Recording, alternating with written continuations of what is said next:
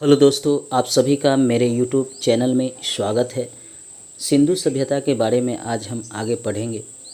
पिछले वीडियो में मैंने सिंधु सभ्यता के बारे में कुछ आपको जानकारी दी थी। इस वीडियो में सिंधु सभ्यता के बारे में और जानकारी हम देंगे।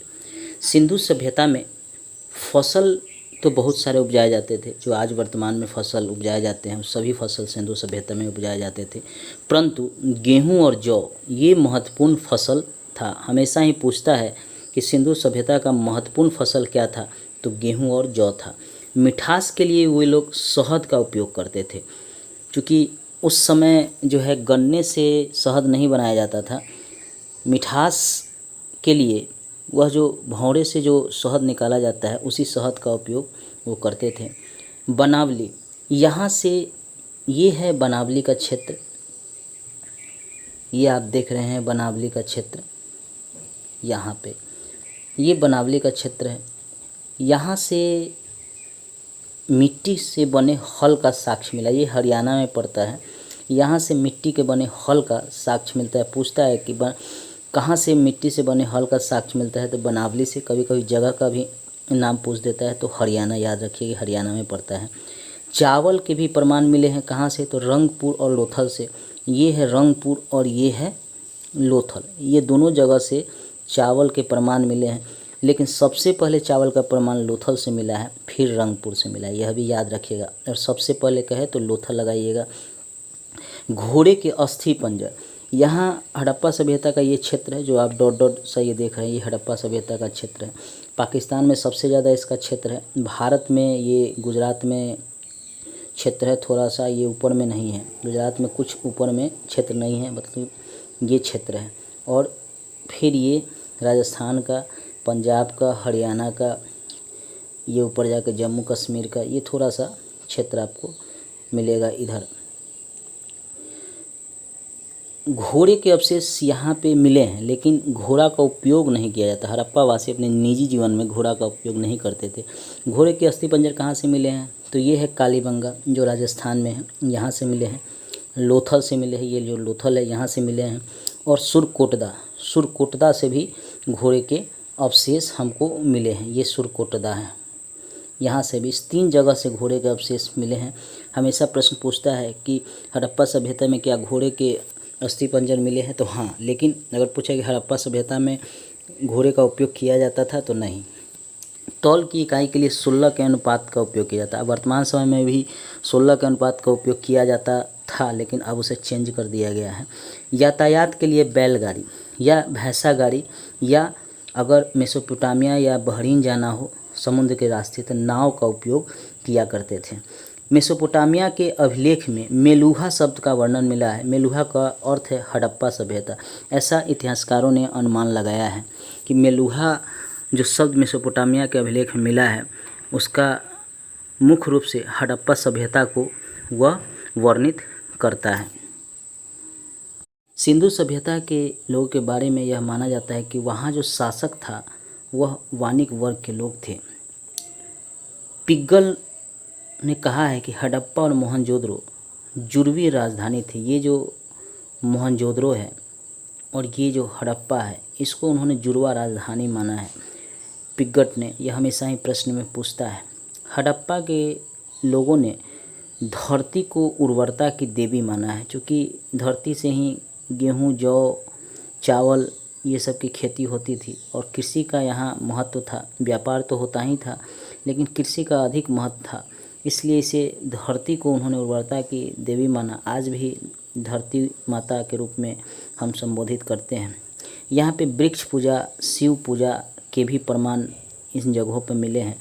स्वास्तिक के चिन्ह हड़प्पा से मिले हैं। ऐसा माना जाता था कि सूर्य उपासना यहाँ किया जाता था। मंदिर के अवशेष लेकिन नहीं मिले हैं। कहीं भी हड़प्पाई स्थल से मंदिर के अवशेष नहीं मिले हैं, ऐसा माना जाता है। मातृ देवी की उपासना यहाँ पे सबसे अधिक होती थी।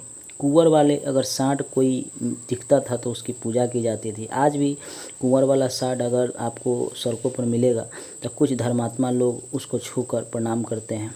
तो हड़प्पा में कुंवर वाले सांड का बहुत महत्व था।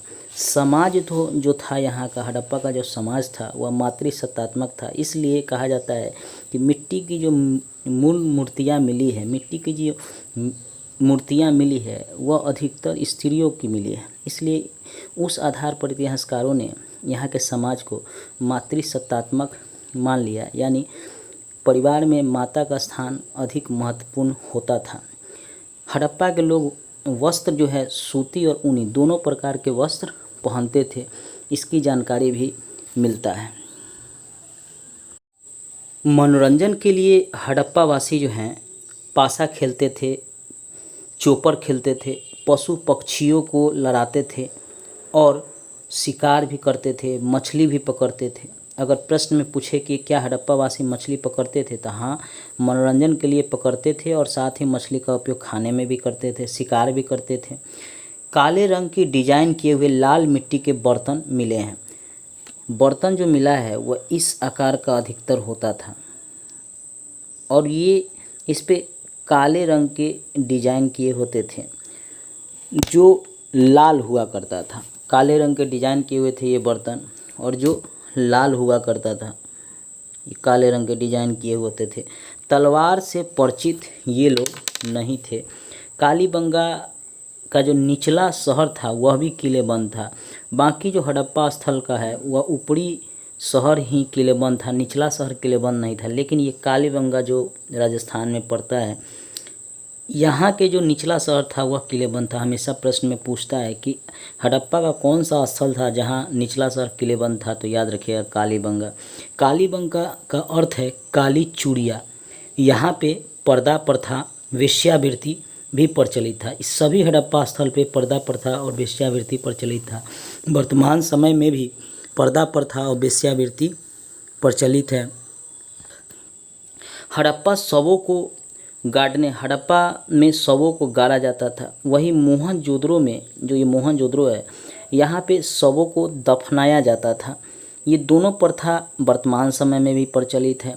आप देखेंगे मुस्लिम भाई लोग अपने शवों को दफनाते हैं, ईसाई अपने शवों को दफनाते हैं, हिंदू में जो है शवों को जलाया जाता है। यह आज भी यह प्रचलित है, यह प्रथा। लोथल और कालीबंगा, ये जो लोथल है और ये जो कालीबंगा है, यहाँ पे युग्म समाधि मिला है।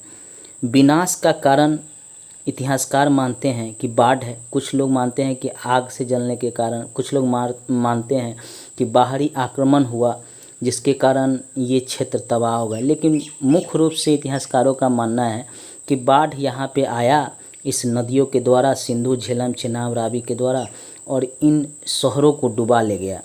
इसीलिए बाढ़ को अधिक इतिहासकार मानते हैं इस हड़प्पा सभ्यता के विनाश का। आग में पकी मिट्टी को टेराकोटा कहते हैं। जो आग में मिट्टी को पकाया जाता था, जो मूर्ति को, उसको टेराकोटा कहते हैं। यह भी याद रखिएगा। दोस्तों, हड़प्पा सभ्यता से संबंधित जो महत्वपूर्ण जानकारी था वह मैंने आपको इस 2 वीडियो में दिया हूँ। अगला वीडियो जो मैं इस पर बनाऊँगा उसमें जो इससे संबंधित प्रश्न पूछे गए हैं विभिन्न एग्ज़ाम में, और जो प्रश्न पूछे जाएंगे उस संबंध में अगला वीडियो मैं इस पर बनाऊंगा। मेरे चैनल को लाइक, सब्सक्राइब और शेयर करना नहीं भूलिए। सब्सक्राइब करने के बाद घंटी ज़रूर दबाइएगा और दोस्तों को भी भेजिए जो इससे लाभ उठा सके। विभिन्न कॉम्पिटिटिव एग्ज़ाम जैसे 66वीं बीपीएससी में इससे हमेशा प्रश्न आएंगे। 66वीं BPSC, UPSC, SSC, banking, railway, जितने भी कॉम्पिटिटिव एग्ज़ाम हैं, हड़प्पा सभ्यता से 1-2 प्रश्न जरूर आते हैं और मेरे वीडियो से ज़रूर 1-2 प्रश्न आपको वहाँ मिलेंगे। धन्यवाद दोस्तों।